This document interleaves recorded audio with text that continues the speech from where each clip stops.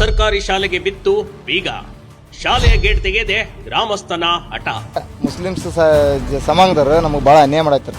ನಮ್ಮ ಅಪ್ಪಂದ ಅಲ್ಲದ ನಾ ಬರೋಕೊಡ್ತೀನಿ, ಇವತ್ತ ಬರೋಕೊಡ್ತೀನಿ. ನಮ್ಮ ಅಪ್ಪನ ಮಕ್ಕಂದಾಗ ಎಬಿಸಿ ಏನ್ ಕೆಲಸ ಮಾಡ್ಕೊಂಡ್ರೆ ಗೇಟಿಗೆ ಬೀಗವನ್ನು ಕೂರಿಸಿ ಮಕ್ಕಳನ್ನು ಹೊರಗಡೆ ಮಾಡಿದ್ದಾರೆ. ನಮಗೆ ಅನ್ಯಾಯ ಆಗತ್ತ ಮಾತ್ರ ಕಿರಿ ಆಗ್ತೇವೆ. ನಾವು ಯಾವ ಟಿವಿ ನಲ್ರಿ, ನಾವು ಅಲ್ಲಿ ಜೈಲ್ನ ಹೋಗಿ ಇರಾಕು ರೆಡಿ, ಸಾಯಕ್ಕೂ ರೆಡಿ. ಹೀಗೆ ರಣರಣ ಬಿಸಿಲಿನಲ್ಲಿ ಮಕ್ಕಳು ಅದೇಗೆ ಕುಳಿತುಕೊಂಡಿವೆ ಅಂತ ನೋಡಿ.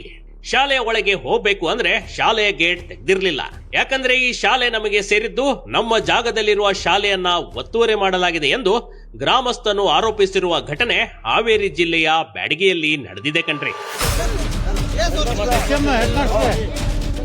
ದಾನ ಕೊಟ್ಟಿದ್ರೆ ದಾನ ಪತ್ರ ಅಂತ ಬರ್ತೈತ್ರಿ. ಒಪ್ಪಿ ಪತ್ರ ಅಂದ್ರೆ ಏನ್ರಿ? ಒಪ್ಪಿ ಪತ್ರ ಅಂದ್ರೆ ನಮ್ಮ ಸಮಾಜಕ್ಕೆ ಇರೋದು.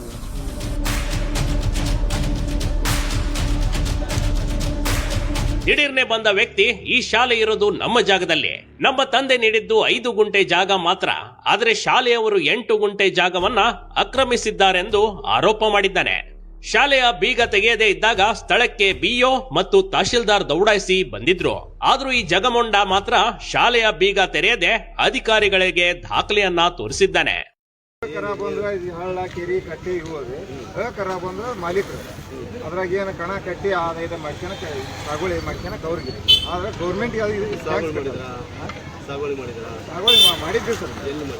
ಸಾಗುವಳಿ ಮಾಡಿದ್ವಿ 2006 ಮಟ್ಟ ನಾವು ಸಾಗುವಳಿ ಮಾಡಿದ್ವಿ. ಸತತ 3 ವರ್ಷ ಪಡಾಬಿಟ್ಟು ಸರ್ಕಾರ 3 ವರ್ಷದಿಂದ ಬಿಟ್ಟೈತೆ. 3 ವರ್ಷ ಇಲ್ಲ ಕಟ್ಟೆ ಎಷ್ಟು ವರ್ಷ ಆಯ್ತು? 2006 ಸರ್ಕಾರ ಕಟ್ಟಿದ್ದಿಲ್ಲ. ನಮ್ಮಪ್ಪ ನಾವು ಅವಕಾಶ ಇಲ್ಲ. ಈಗ ಸರ್ಕಾರದಾಗಿರೋದ್ರಿಂದ ಅವಕಾಶ ಇಲ್ಲ. ನಿಮ್ ಬೆಳೆ ಬೇಸಾಯ ಇತ್ತು ಅಂತಂದ್ರೆ ನಾನು ಯೋಚನೆ ಮಾಡಬಹುದಿತ್ತು. ಅಂದಹಾಗೆ ಈ ರೀತಿ ಘಟನೆ ನಡೆದಿರೋದು ಹಾವೇರಿ ಜಿಲ್ಲೆಯ ಬ್ಯಾಡಗಿ ತಾಲೂಕಿನ ಮಲ್ಲೂರು ಗ್ರಾಮದಲ್ಲಿ ಕಣ್ರಿ. ಇಲ್ಲಿ ಸರ್ಕಾರಿ ಉರ್ದು ಶಾಲೆ ಜಾಗಕ್ಕೆ ಈರಪ್ಪ ಕುಲಕರ್ಣಿ ಎಂಬ ವ್ಯಕ್ತಿ ಬೀಗ ಜಡಿದು ಹೈಡ್ರಾಮಾನೇ ಸೃಷ್ಟಿ ಮಾಡಿದ್ದಾನೆ. ಇದರಿಂದ ಪುಟ್ಟ ಮಕ್ಕಳು ತರಗತಿಗಳಿಗೆ ಪ್ರವೇಶಿಸದೆ ಹೊರಗಡೆ ಕಾಯುವಂತಾದ ದೃಶ್ಯಗಳು ಕಂಡುಬಂದುವು.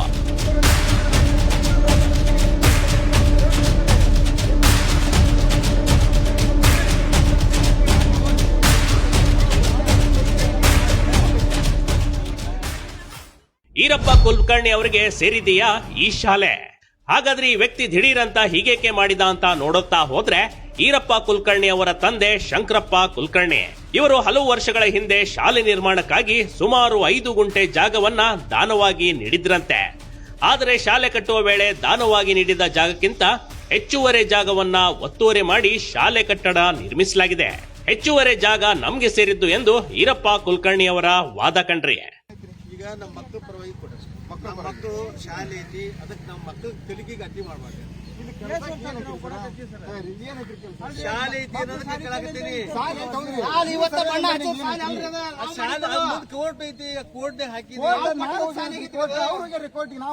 ಆಯ್ತು, ಅದು ಬಗೆಹರಿತೈತಿ. ಈಗ ನಾವು ಕೋರ್ಟ್ನಾಗ ಅದಾಗ ಬಗೆಹರಿತೈತಿ.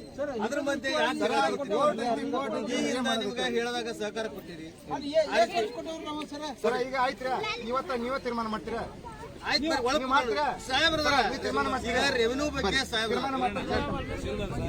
ಆದ್ರೆ ಹಲವು ವರ್ಷಗಳಿಂದ ಇದೇ ವಿಚಾರದ ವ್ಯಾಜ್ಯ ಈಗ ನ್ಯಾಯಾಲಯದಲ್ಲಿಯೇ ಬಾಕಿ ಉಳಿದಿದೆ. ಆದ್ರೂ ಈರಪ್ಪ ಶಾಲೆ ನಡೆಯದಂತೆ ತಡೆದಿದ್ದಾನೆ. ಈ ಘಟನೆಯ ಮಾಹಿತಿ ತಿಳಿಯುತ್ತಿದ್ದಂತೆ ಬ್ಯಾಡಗಿ ತಹಶೀಲ್ದಾರ್ ಚಂದ್ರಶೇಖರ್, ಕ್ಷೇತ್ರ ಶಿಕ್ಷಣಾಧಿಕಾರಿ SG ಕೋಟೆ ಹಾಗೂ ಪೊಲೀಸ್ ಅಧಿಕಾರಿಗಳು ಸ್ಥಳಕ್ಕೆ ದೌಡಾಯಿಸಿದ್ರು. ಪರಿಸ್ಥಿತಿಯನ್ನ ನಿಯಂತ್ರಿಸಿ ಮಕ್ಕಳ ಶಿಕ್ಷಣಕ್ಕೆ ಅಡ್ಡಿಯಾಗದಂತೆ ಕ್ರಮ ಕೈಗೊಳ್ಳಲು ಅಧಿಕಾರಿಗಳು ಮುಂದಾಗ್ತಾರೆ. ಜಾಗದ ವಿವಾದವನ್ನ ಸರ್ವೆ ಮೂಲಕ ಪರಿಶೀಲಿಸಿ ಸಮಸ್ಯೆಯನ್ನ ಕಾನೂನುಬದ್ಧವಾಗಿ ಬಗೆಹರಿಸಲಾಗುವುದು ಎಂದು ಅಧಿಕಾರಿಗಳು ಭರವಸೆ ನೀಡಿದ್ದಾರೆ. ಈ ಕುರಿತು ಶಾಲೆಯಲ್ಲೇ ಗ್ರಾಮಸ್ಥರು, ಶಾಲಾ ಆಡಳಿತ ಮಂಡಳಿ ಮತ್ತು ಅಧಿಕಾರಿಗಳ ನಡುವೆ ಸಭೆ ಕೂಡ ನಡೆಸಲಾಯಿತು. ನಮ್ಮ ಅಪ್ಪಂದ ಅಲ್ಲದ ನಾ ಬರೋಕೊಡ್ತೀನಿ, ಇವತ್ತ ಬರೋಕೊಡ್ತೀನಿ. ಬೇರೆ ಮಕ್ಕಳು ಹೋಗ್ಬೇಕ, ಅವ್ರ ಜಾಗ ಯಾರೋ ಮಾಡಿದ ನೀವು ಬೇಕಾದ ದುನಿಯಾ ಮಾಡಿ, ನೀವು ಬೇಕಾದ ದುನಿಯಾ ಮಾಡಿ, ನಾವು ರೆಡಿ ಅದ ಇಲ್ರಿ. ಅವ್ರು ನಾವು ಮರ್ಯಾದಿಲ್ರಿ, ನಾವು ಮರ್ಯಾದಿಂದ ಮಾಡ್ರಿ. ನಾವು ಬರಲ್ಲ ಸರ್, ನಮ್ಗೆ ಮರ್ಯಾದೆ ಕೊಟ್ಟಿಲ್ಲ, ನಾವು ಬರಲ್ಲ. ನಾವು ಮರ್ಯಾದೆ ಕೊಟ್ಟಿಲ್ಲ, ನೀವು ಮರ್ಯಾದೆ ಸರ್ ನೀವು ಮಾಡಿ. ನಿನ್ನೆ ಮನೆ ಬಂದ್ರ ಸರ 2006 ಇದ್ದಾರೆ. ನಮ್ಮ ಅಪ್ಪನ ಮಕ್ಕಂದಾಗ ಎಬಿಸಿ ಏನ್ ಕೆಲಸ ಮಾಡ್ಕೊಂಡ್ರೆ ಒಬ್ಬನಾರ ಬಂದ ಕೇಳಿ. ಇಷ್ಟು ವರ್ಷ ಆದ್ರೆ ನಿಮ್ಮ ಅಪ್ಪನಿಂದ ಸಾಲಿ ಬೆಳಿತೈತಿ ತಮ್ಗಳ ನಿಮ್ದು ಏನಾಕೈತಿ ಅಂತ ಕೇಳಕ್ ಒಬ್ಬನರ ಬಂದಾನ. ಏನು ಕೊಡೋದು ಬೇಡ, ಹಿಂಗಿತ್ತು ಹಿಂಗಿಲ್ಲ ಅಂತ ಹೇಳಕ್ ಒಬ್ಬನರ ಬಂದಾನ. ಶಾಲೆಗೆ ಬೀಗ ಹಾಕಿದ ಕುರಿತು ಮಾಧ್ಯಮದೊಂದಿಗೆ ಮಾತಾಡಿದ ಈರಪ್ಪ ಕುಲಕರ್ಣಿ, ನಮ್ಗೆ ಮುಸ್ಲಿಂ ಸಮಾಜದಿಂದ ಅನ್ಯಾಯವಾಗಿದೆ. ನಮ್ಮ ತಂದೆ ಶಾಲೆಗೆ 5 ಗುಂಟೆ ಜಾಗ ನೀಡುವುದಾಗಿ ಹೇಳಿದ್ದೇ ಸತ್ಯ. ಆದ್ರೆ ಈ ಖರಾಬ್ ಜಾಗದಲ್ಲಿ ನಮ್ಮ ಹೆಸರೇ ದಾಖಲಾಗಿದೆ ಎಂದು ಹೇಳಿದ್ರು. ಸರ ನಮ್ಮೂರಾಗ ಇಲ್ಲಿ ಮುಸ್ಲಿಮ್ಸ್ ಸಮಾಜದವ್ರು ನಮಗೆ ಭಾಳ ಅನ್ಯಾಯ ಮಾಡಾಯ್ತಾರೆ ಸರ್.